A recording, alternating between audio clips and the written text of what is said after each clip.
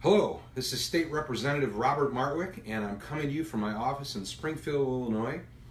And for the first time in a number of years, I'm able to say for the end of session and really mean it. So this is my end of session wrap-up video.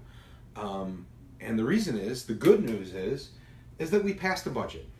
We passed a balanced budget that the governor is going to sign, and it was passed in a bipartisan negotiated fashion, and so it's great news, right? So for the first time in a lot of years, we're going to end session. We ended it last night at about, I think it was about 10 o'clock at night, May 31st. We adjourned, and we won't come back until veto session in November, but it's a great step for Illinois. We have a balanced budget.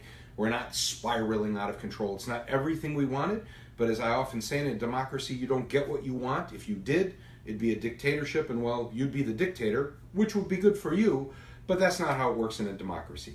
You compromise, you get something that works, and you move the state forward, and that's what we did. So, quick wrap up. Number one, budget. Yes. Highlights of the budget. Number one, no new taxes. Okay? In addition to no new taxes, we're going to spend $250 million renovating the Quincy Veterans Home, where 13 people died because of Legionnaire's disease. So we're going to renovate the home and replace all the water system to make sure that that doesn't happen again.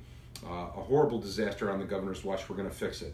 We are increasing funding for higher ed for the first time in a decade, which is wonderful because we're reinvesting in our system of higher education. And we did it with no new taxes. And you're probably wondering, how is that possible? Well, we created some pension savings. Now, if you've watched my videos in the past, you've seen me talk about some of the plans that I had. And one of them is the discounted present cash value buyouts. This is something that for the last 2.5 years I've been working on in a bipartisan fashion with a couple of legislators, one in particular, Representative Mark Batnick, a Republican from Plainfield, one of someone who on most things we're 180 degrees difference in our views, but we have mutual respect for each other. We work together and we use math to solve our problems. We came up with some discounted present cash value buyout ideas, and what this does is we are going to allow employees to choose to take a lump sum payout, cash, up front in exchange for accepting a lower COLA. Everyone who takes this, opts into this program, will save the state money. How much? Almost $500 million projected in the first year, and that's something. So I'm very proud of that, because that pension savings is exactly what allowed us to balance this budget without the need for additional taxes. So that's great. Number two, the Equal Rights Amendment. Yes, we passed the Equal Rights Amendment. Can you believe it? We were one of the last states in the union to do it, and the company that we were keeping was not the company you'd expect. I mean, even places like Texas and Indiana had passed the Equal Rights Amendment, but Illinois had not. So, I'm proud that I had an opportunity to be here at a historic moment and cast a yes vote for the Equal Rights Amendment. So that's great stuff. Number three, gun reform. Yes, we got some gun reform done. These are common sense measures. These are not over the top. They're baby steps, but they're a step in the right direction. So we did pass some good gun reform measures. One was a 72-hour waiting period for all guns.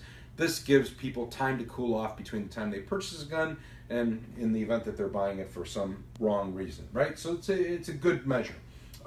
Sexual harassment, we addressed it. Since the scandal broke about sexual harassment, starting with Harvey Weinstein in Hollywood, and then reaching down to every state, every form of government, realizing we need to address this, we passed a whole package of reforms designed to make the process more transparent, to protect the victims and give them an ability to come forward and address their incidents of sexual or other harassment. So I thought that was really good. So that's the highlights. One of the things you often hear me talk about is the long-term debt of our state.